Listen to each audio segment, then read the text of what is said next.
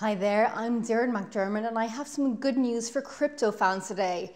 The selling pressure seems to have calmed down a bit as Bitcoin suddenly surged overnight, climbing all the way towards $8,000.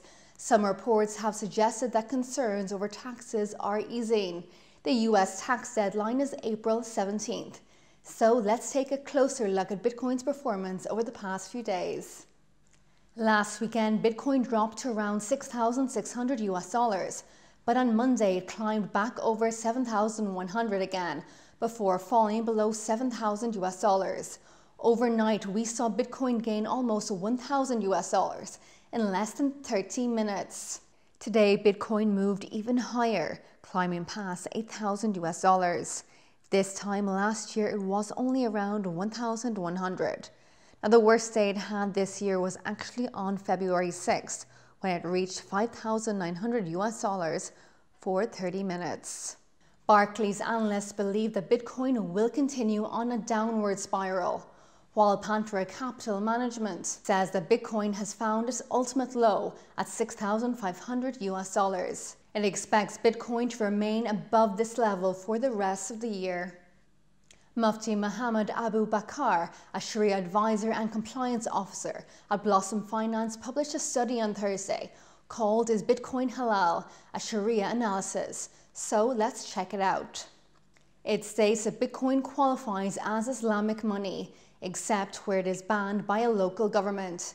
It discusses cryptocurrency's compatibility with Sharia prohibition against fractional reserve banking. Ripple's XRP gained more than 18% over the past 24 hours. Ripple and Santander have partnered up to launch the very first blockchain-based international money transfer service. Santander OnePay FX is actually the very first Ripple-enabled mobile app for cross-border payments using Xcurrent. It is now available to Santander's retail customers in the UK. So let's take a closer look. OnePay FX allows Santander's customers to make Euro and US dollar payments to Eurozone countries and the US. Ana Botín, the executive chairman of Banco Santander, said that transfers to Europe can be made on the same day, and we're aiming to deliver instant transfers across several markets by the summer. Just a reminder, Xcurrent actually uses fiat, while Xrapid uses XRP as the transaction currency. This week, Ripple also announced that it has invested $25 million in XRP to blockchain capital Parallel. This is the first fund to accept capital called in digital assets and focus entirely on the development of the blockchain space.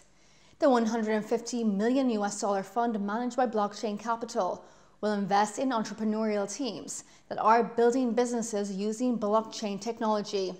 The investment will also provide an opportunity to identify new use cases for the XRP ledger and interledger protocol. The total cryptocurrency market cap climbed back over $300 billion today, but it is still far away from its record high in January of over $800 billion. This time last year, the total cryptocurrency market cap was only around $28 billion. Thanks for watching, and where do you see Bitcoin and some other top-performing cryptocurrencies heading over this weekend? Share with us your thoughts and predictions in the comments below. And on Monday, I will take a look at some other smaller cryptocurrencies as requested. Thanks for watching.